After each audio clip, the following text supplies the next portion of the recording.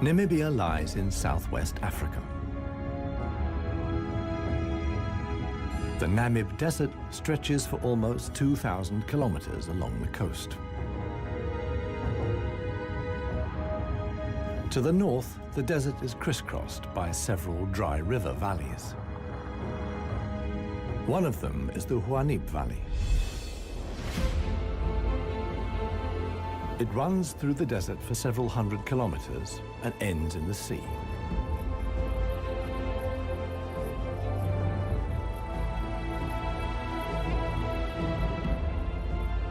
Water flows here once, at most twice a year.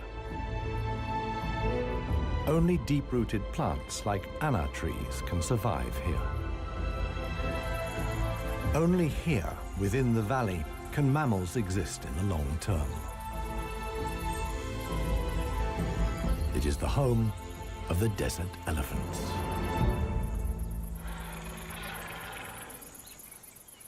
In contrast to their other African relatives, desert elephants live in particularly small family groups.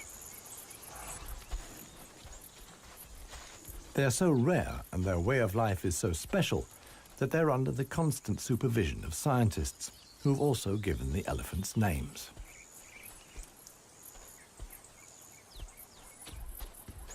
The head of this family is alpha cow Clarissa.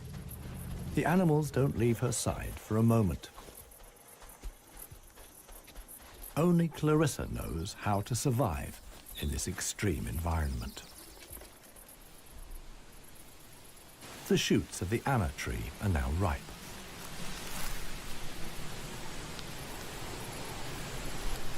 The pods contain protein-rich seeds.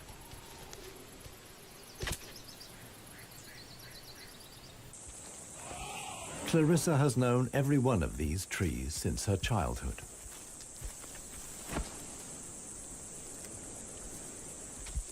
Even the youngest, Maya, tries the shoots. Here, however, experienced trunk tip control is required. It's easier for her to get the protein she needs from her mother's milk. Desert elephants only have half the number of calves as other elephants. The male animals stay with their mother's family until they reach sexual maturity. With mock fights, they prepare for life without the protection of the females. Adult bull elephants are loners or travel in small groups. Jappy is the most skillful of them.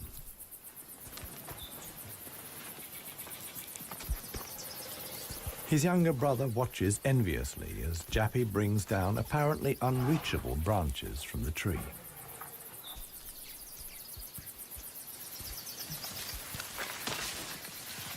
In the valley, Jappy is well known for such tricks. He learned them from his father. Friendship among bull elephants has its limits. Jappy is certainly not willing to share his branch with his younger brother.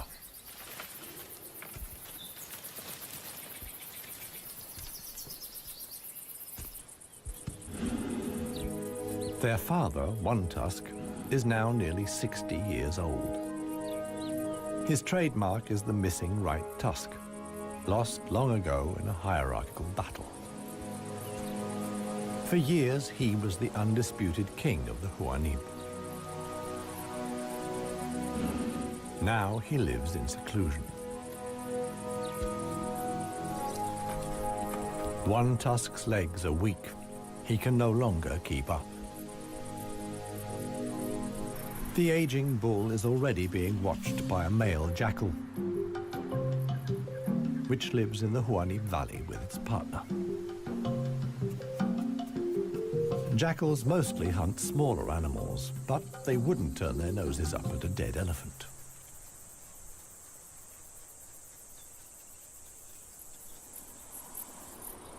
In a side valley, Clarissa has discovered a further source of food. There's a wide selection of bushes, grasses, and herbs.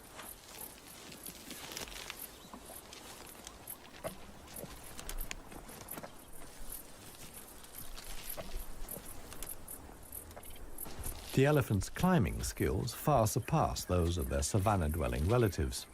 This too is a form of adaptation to their special habitat.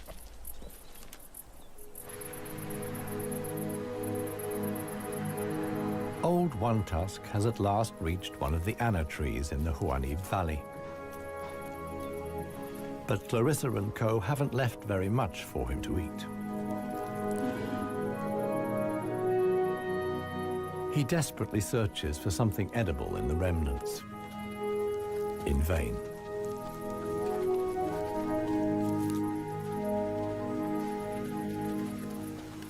For the inhabitants of the Namib, survival is hard.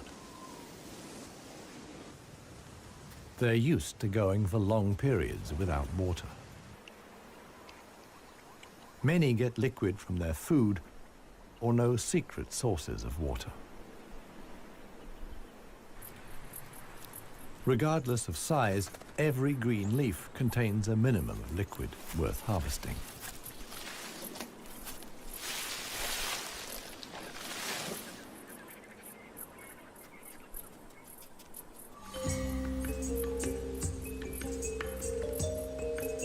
Outside the dry river valleys, there is scarcely any vegetation. Here, only extreme specialists survive. The Namib desert beetle is no bigger than a fingernail. As all animals, it depends on water for survival and has developed a special strategy.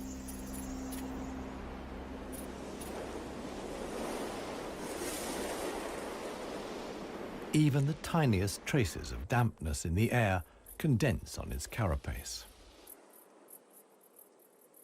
In time, a drop forms, which then flows directly into the beetle's mouth. This way of life limits the distribution of desert beetles to those parts of the desert that see fog. But where does the fog come from? The Namib is one of the few deserts in the world that stretch to the sea. The cold Benguela current from the Antarctic cools the seawater to a temperature of 12 degrees Celsius. When the water reaches land, it evaporates in the warm desert air. Around 200 days a year, the desert is wreathed in mist, which sometimes extends hundreds of kilometers inland into the dry river valleys.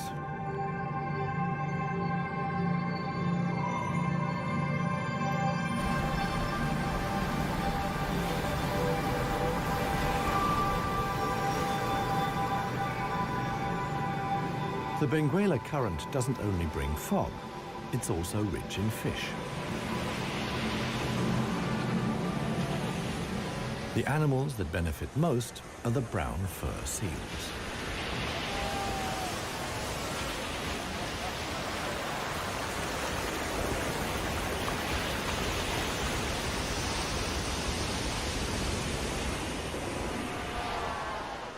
Their colonies are often home to 100,000 animals.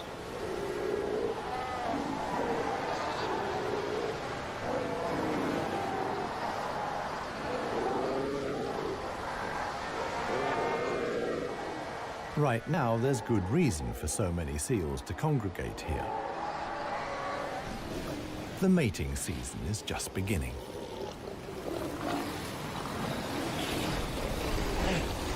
Everywhere, bulls are fighting for the right to mate.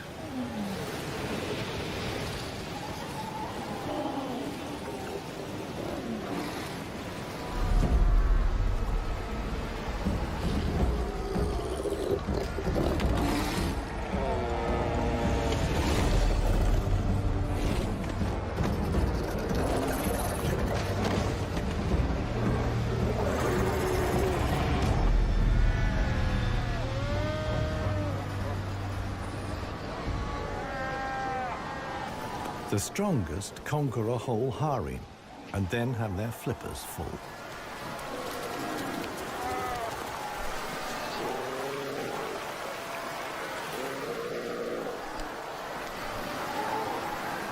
After mating, the males disappear into the sea. They're not involved in bringing up the young. The fog sometimes penetrates as far as the Huanib Valley.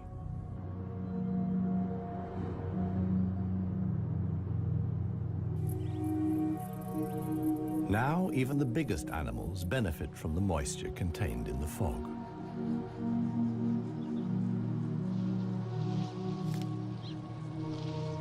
Jappy and his brother can take on a lot of liquid from the drops of dew on the plants they eat.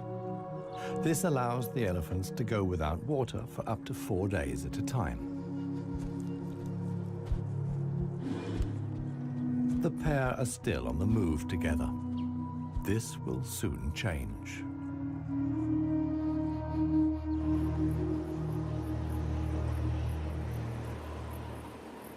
As the fog lifts, the sun illuminates a very special event. Families of elephants from other dry river valleys are on their way to the Huanib Valley. They're following the calls of their relatives, which they pick up via the soles of their feet, as via a stethoscope. More and more elephants join Clarissa's family. Some of the animals haven't seen each other for years and exchange affectionate greetings. Jappy and his brother are also aware of the arrival of the females. When it comes to attracting a cow, in a flash, companions become rivals. Once upon a time, one tusk was also aroused by all the excitement. Today, it no longer has any significance for him. He wouldn't be able to deal with confrontations with other bulls.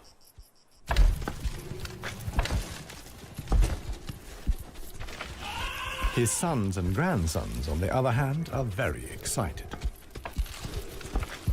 For them, it's important to make the most of the female's willingness to mate and prevent others from taking advantage. In the end, however, Jappy only manages to achieve his goal by means of a trick. He abducts the alpha cow, Clarissa.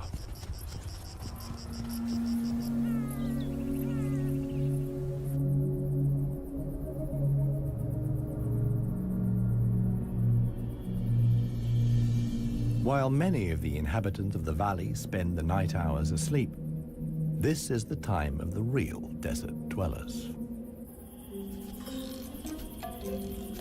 The Namib sand gecko is only active at night. In the darkness, the little predator looks for crickets and spiders.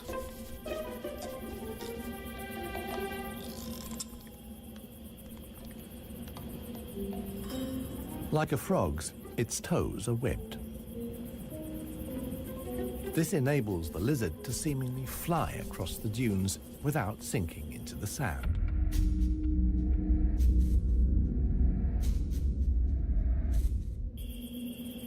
But it also needs to be on the lookout.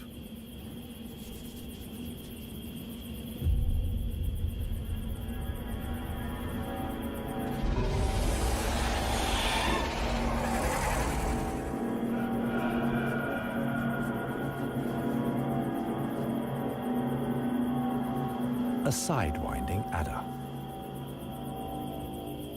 Similar to desert elephants, beetles, and geckos, the snake has a hard life in the Namib.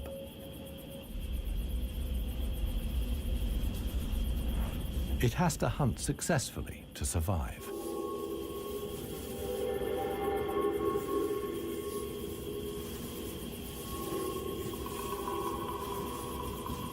Once it finds a good spot for an ambush, it goes to ground.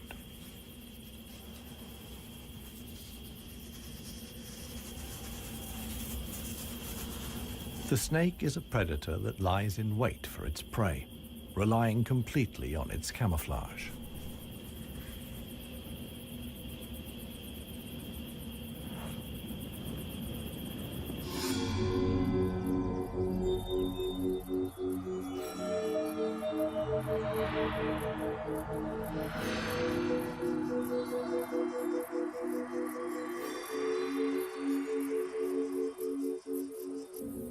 For the sensitive gecko, it's time to go.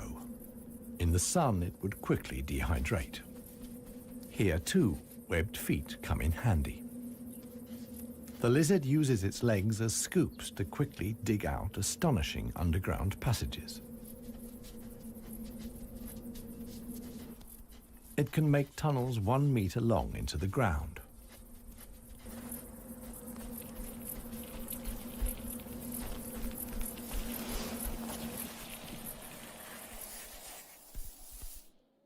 Here, it's safe.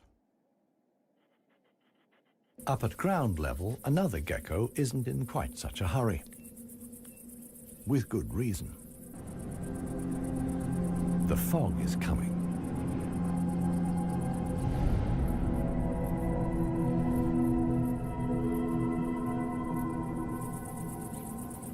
The lizard's large, mirror-like eye surfaces allow the fog to condense here. At last, water.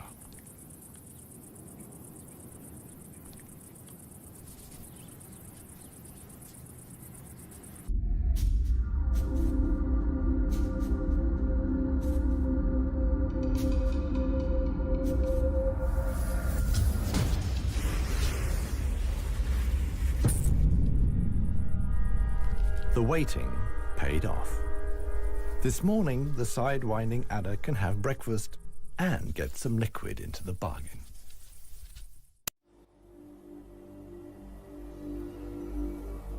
The Namibian winter is coming to an end, and with it, the mild climate brought by the fog. Relentless heat descends on the Huanid Valley. 40 degrees Celsius in the shade.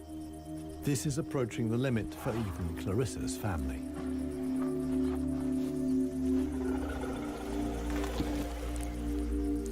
Elephants don't sweat, and so protect themselves against overheating by fanning their ears.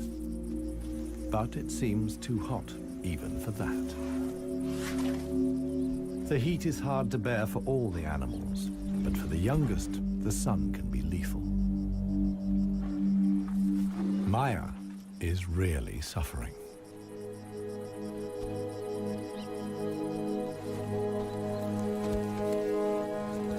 One tusk mobilizes all his efforts for one last attempt at an anna tree. But he no longer has the strength. Exhausted, he withdraws to the shade. During his long life, his legs have carried him more than 400,000 kilometers. As with most bull elephants, the last few steps he will take alone. Despite the heat, Clarissa can't afford to take a break. She urges her family to move on. Desert elephants have to spend up to 20 hours a day eating 200 kilos of plant material.